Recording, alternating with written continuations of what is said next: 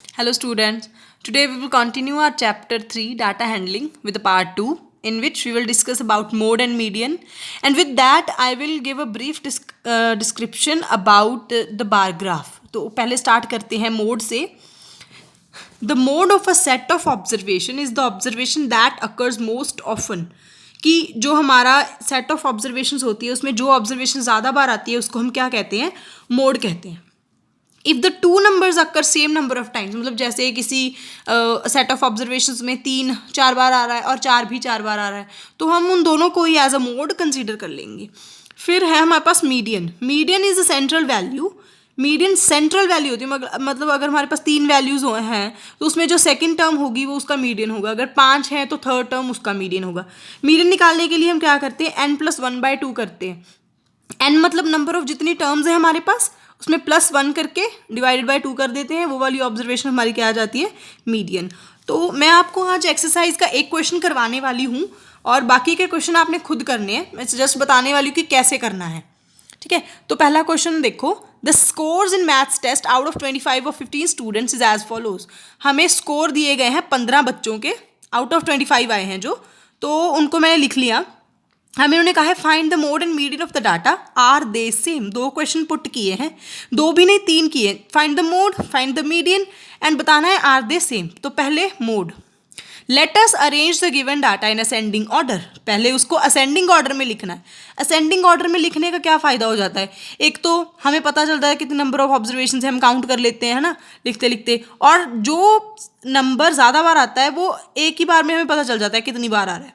मतलब अगर 24 बार आ रहा है तो उसको 4 बार ही लिखना है. ऐसा नहीं कि उसको एक बार लिख के छोड़ दो कि ये तो आता ही रहता है, इसको इतने बार कहाँ लिखे. जितनी बार भी आ रहा है उतनी बार उसको लिखना है. तो यहाँ पे हमें पता चल जाता है कि 20 जो है हमारा वो 4 बार आ रहा है. ठीक है, तो ये मैक्सिमम नंबर ऑफ टाइम्स यहाँ पे आ रहा है. तो इसको हम क्या लिख लेंगे, मोड लिख लेंगे.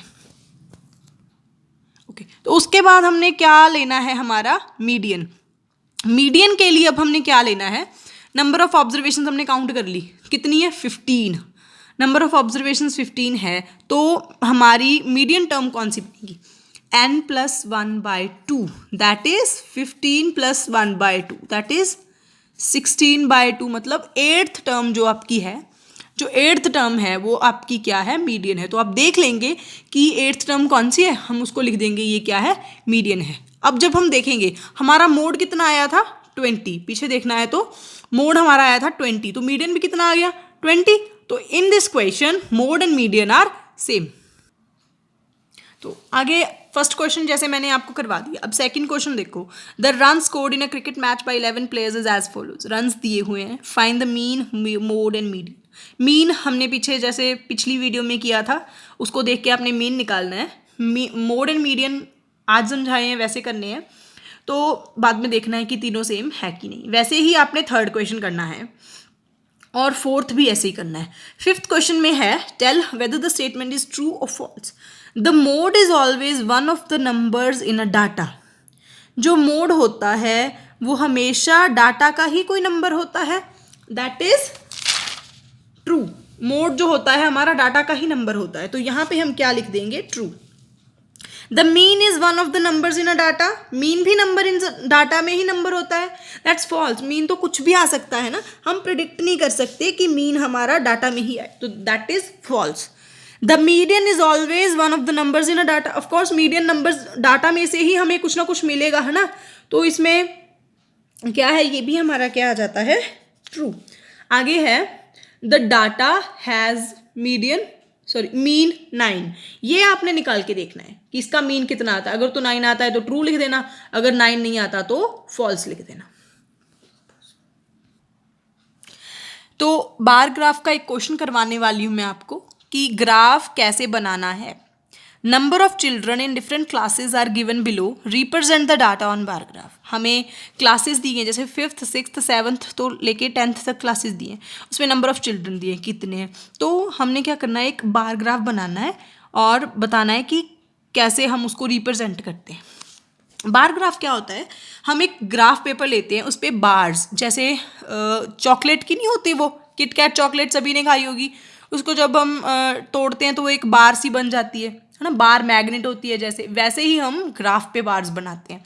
तो क्वेश्चंस हैं, हर ग्राफ के साथ आपको क्वेश्चंस आते हैं जिसका आपने आंसर देना होता है। तो पहली चीज़ है, how would you choose a scale, scale choose करना है। अब स्केल क्या होता है, देखो यहाँ पे मैंने ये बार ग्राफ बना रखा है। मैंने क्या किया, इधर मैंने नंबर ऑफ चिल्ड्रंस ले लिए, है ना। देखो मैंने 80 से स्टार्ट कर लिया क्योंकि हमारे पास अराउंड 150 तक 135 मैक्सिमम वैल्यू जा रही थी, तो मैंने 80 से स्टार्ट किया। यहाँ पे मैंने ये जिगजैग लगा दिया। अगर हम यहाँ 0 से लेके 10 ले रहे हैं फिर 20 ले रहे हैं, मतलब ये डब्बियाँ जो हैं उनका जो डिस्टेंस है अगर तो वो सेम रहता है थ्रू आउट, है ना, तो ये जिगजैग नहीं लगाते। अगर हम यहाँ पे मैंने सीधा 80 तक जंप कर लिया फिर मैं 10 लेके चल रही हूँ, तो इसलिए मैंने ये जिगजैग लगाया। अब देखो यहाँ पे मैंने जो हमारी 5th क्लास है, आप क्वेश्चन में देखेंगे अगर यहाँ 5th क्लास में कितने नंबर ऑफ स्टूडेंट्स हैं, 135। तो यहाँ पे मैंने ये 135 है जो 130 और 140 के बीच में आता है, तो यहाँ पे मैंने क्या किया, एक बार बना ली ऐसे। ये मेरी 5th क्लास के स्टूडेंट्स की रिप्रेजेंटेशन है।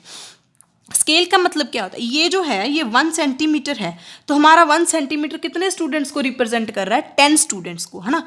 80 to 90 10 स्टूडेंट्स को रिप्रेजेंट कर रहा है। उसके बाद मैंने ऐसे ही 6th क्लास के जैसे 120 स्टूडेंट्स हैं तो मैंने 120 पे लगा दिया, 7th के आगे 95, तो ऐसे करके मैंने ये बार्स बना ली। अब जब मैंने यहाँ से एक डब्बा लिया है डिस्टेंस, मतलब 1 सेंटीमीटर डिस्टेंस लिया है, तो ये बार में भी मैंने उतना ही लिया है, तो यहाँ पे भी हम बेटा 1 ही सेंटीमीटर डिस्टेंस छोड़ने वाले हैं ताकि हमारा जो बार है वो हमारा ग्राफ है जो सिमिट्री में बने, देखने में भी अच्छा लगे, ठीक है। तो ऐसे करके हमने ये ग्राफ बनाना है। अब ग्राफ में से क्वेश्चंस के आंसर देने, जैसे ये क्वेश्चन है, second question, which class has the maximum number of students and the minimum.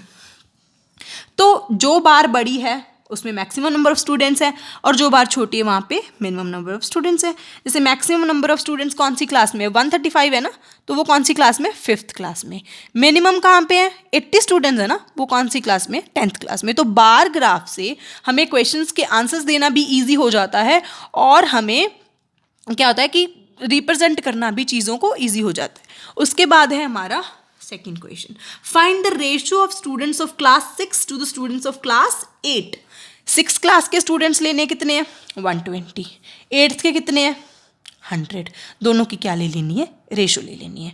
तो ऐसे ही आपकी सारी एक्सरसाइज के क्वेश्चंस ऐसे ही हैं, सेम ही हैं, तो आप ट्राई करने की एक बार कोशिश करना। इनकेस कोई प्रॉब्लम आती है तो कमेंट कर देना। Thank you.